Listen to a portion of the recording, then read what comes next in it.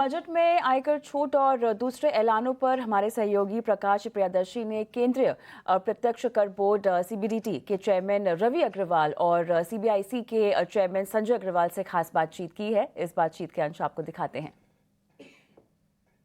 इस बजट में आपने टैक्स पेयर्स को जो रिलीफ दी है, हालांकि इसकी उम्मीद तो थी लेकिन इतनी ज्यादा उम्मीद नहीं थी, तो आपका शुक्रिया टैक्स पेयर्स की तरफ से।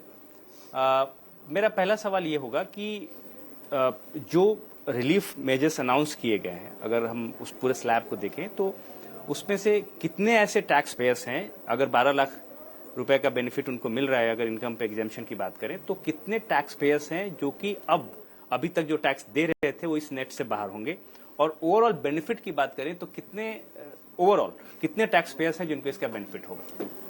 तो जैसे मैंने बताया कि सब मिला के अगर असेसमेंट या 24-25 में अगर हम देखें तो करीब 8.75 करोड़ रिटर्न्स आए हैं, और कॉरपोरेट को और फर्म्स को जहां पर रेट्स अलग हैं उनको अगर हम अलग करते हैं तो करीब 8.5 करोड़ रिटर्न्स ऐसे हैं जो कि इस टैक्स स्लैब में फॉल करेंगे। तो अक्रॉस द बोर्ड सबको कुछ फायदा होगा, अक्रॉस द बोर्ड कुछ ना कुछ तो सबको फायदा होगा। इसमें से 7 लाख पहले ही टैक्स नहीं उनकी लायबिलिटी थी, लेकिन उनको रिटर्न फाइल करना था। ये एक इम्पॉर्टेंट है चीज कि अगर इसमें बेनिफिट लेना है तो नए टैक्स रिजीम में इसका बेनिफिट है और रिटर्न फाइल करना है, तब बेनिफिट होगा। और अगर रिटर्न फाइल करते हैं, टैक्स अगर लायबिलिटी नहीं है तो उनको रिफंड मिल जाएगा। 7 से 12 लाख का जो ये सेगमेंट है, करीब 1.25 करोड़ का सब मिला के लोग हैं जिनकी की टैक्स लायबिलिटी जो पहले थी कुछ वो अभी नील हो जाएगी।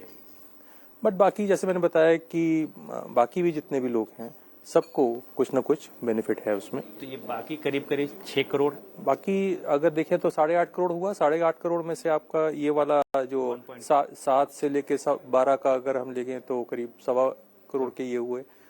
7 लाख से नीचे की जिनकी इनकम थी, जिनको नहीं मिल रहा था अभी भी, जिनका की टैक्स लायबिलिटी 0 थी, वो करीब थे 5 करोड़ लोग थे वो लोग। तो बाकी जो है वो टैक्स पे करेंगे। ओके। टीसीएस और टीडीएस के रैशनलाइजेशन की जो बात की गई, अगर आसान शब्दों में आप हमारे दर्शकों को बता पाएं कि किसको इसका बेनिफिट होगा और कैसे होगा? टीडीएस जैसे को पता है कि इंटरेस्ट हुआ या डिविडेंड हुआ या रेंट हुआ, किसी एक थ्रेशोल्ड के ऊपर अगर इनकम है तो उसके ऊपर टीडीएस होता है, टीसीएस होता है। उसमें हमने 2 तरीके से रैशनलाइजेशन किया है। एक तो रेट्स को लेकर रैशनलाइजेशन किया है, जहां पर रेट्स को हमने स्लैब्स उससे कम कर दिए हैं, और दूसरा थ्रेशोल्ड्स को लेके हमने रैशनलाइजेशन किया है। जैसे मैं अगर एग्जांपल के तौर पे दूं कि इंटरेस्ट को अगर हम सेगमेंट को लें तो जहां सीनियर सिटीजन्स पे 50,000 के ऊपर इंटरेस्ट अगर था तो उस पर टैक्स डिडक्ट होता था अगर बैंक में है, तो अब वो 1 लाख का थ्रेशोल्ड हो गया। तो किसी बैंक में अगर 1 लाख का अगर इंटरेस्ट है किसी सीनियर सिटीजन का तो उस पर टीडीएस नहीं होगा। तो जो कमीशन इनकम है उस पे हमने स्लैब्स को रखा है, जैसे 20% 20,000 का थ्रेशोल्ड रखा है, तो उस थ्रेशोल्ड से अगर नीचे होगा तो टैक्स डिडक्ट नहीं होगा। इसी तरह से रेंट को अगर हम ले तो 50,000 पर मंथ का अगर रेंट है, उससे नीचे का अगर रेंट है तो उस पर टीडीएस नहीं होगा। तो इस तरह से जो लोग टीडीएस के फ्रेमवर्क में काफी आ जाते थे, अब कम होगा, कम लोग आएंगे। इसका बेनिफिट एक ये है कि जो उनका लिक्विडिटी ब्लॉक हो जाती थी और उसके बाद आगे उनको रिफंड लेना पड़ता था, इसमें साल भर के बाद वो जब रिटर्न फाइल करते थे तो रिफंड लेना पड़ता था, अब वो नहीं होगा, वो लिक्विडिटी उनके पास रहेगी। Thank you sir. मैं अब सीबीआईसी चेयरमैन के पास आना चाहूँगा। मेरा क्योंकि ऑफ कोर्स कस्टम ड्यूटीज में बहुत सारे रैशनलाइजेशन है, कई ऐसे सेगमेंट हैं जहां पर गवर्नमेंट ने इस बात को सुनिश्चित करने की कोशिश की है कि रॉ मटेरियल की अवेलेबिलिटी देश के अंदर बनी रहे ताकि मैन्युफैक्चरिंग इजी हो। तो इसमें कौन कौन से ऐसे सेगमेंट हैं जहां पर कि सबसे ज्यादा बेनिफिट होगा, और कौन कौन से ऐसे सेगमेंट हैं जिसका रिप्रेजेंटेशन आपके पास आया और रह गया, जिसको कि आप आगे कंसीडर कर सकते हैं?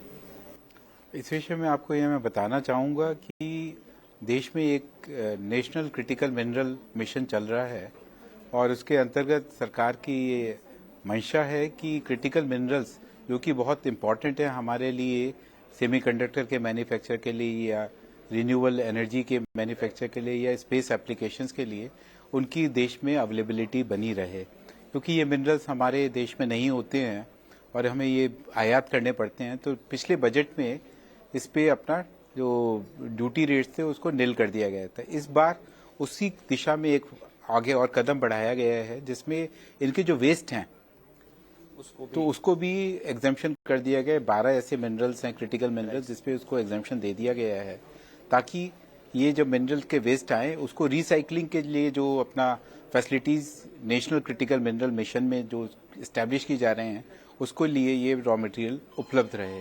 इसके अलावा लेड एसिड बैटरी जो है उसके स्क्रैप को भी कंट्री में आयात करने की निल रेट पे सुविधा प्रदान करी गई है। जिंक वेस्ट को लाने की सुविधा प्रदान करी गई है, क्योंकि ये जो वेस्ट हैं ये अगेन हमारे यहाँ हमारे पास में ये जो मिनरल्स हैं चाहे वो जिंक है चाहे लेड है उसकी हमारी कंट्री में पर्याप्त उपलब्धता नहीं है। तो जब ये अपना ये यहाँ पे इस तरह के ये वेस्ट आएंगे तो उसको रिसाइकलिंग करके हम लेड या जिंक जो कि दोनों हमारे लिए इंडस्ट्री के लिए बड़े महत्वपूर्ण हैं उसकी उपलब्धता बढ़ाई जा सकेगी। इसके अलावा और भी जैसे रॉ मटेरियल जैसे मोबाइल के जो पीसीबी होती है, पीसीबी असेंबली जो होती है या कैमरा असेंबली है उसके जो सब पार्ट्स हैं उस पर अगर 2.5% रेट ऑफ ड्यूटी थी तो उसको निल कर दिया गया है ताकि इन पार्ट्स की उपलब्धता कम कीमत पे हो सके। एक इम्पॉर्टेंट प्रपोजल सर आपके पास इनफैक्ट डीजीटीआर उस पर इन्वेस्टिगेशन भी कर रहा है जिसमें स्टील कंपनीज की तरफ से इंडस्ट्री की तरफ से जो स्टील इंपोर्ट्स हो रहा है चाइना वियतनाम जैसे देशों की तरफ से उस पर सेफगार्ड ड्यूटी लगाई जाए ताकि डोमेस्टिक इंडस्ट्री को प्रोटेक्शन मिले।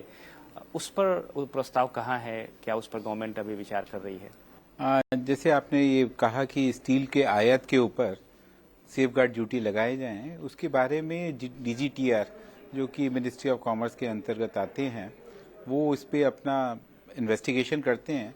जब उनकी इन्वेस्टिगेशन कंप्लीट हो जाती है तो वो रिपोर्ट मिनिस्ट्री ऑफ फाइनेंस में आती है, उस पर विचार करके और सभी पक्षों के हितों को ध्यान में रखकर फिर एक डिसीजन लिया जाता है कि इस पे ये ड्यूटी लगाई जाए या नहीं लगाई जाए। अभी तक हमारे को इस विषय में कोई रिपोर्ट प्राप्त नहीं हुई है।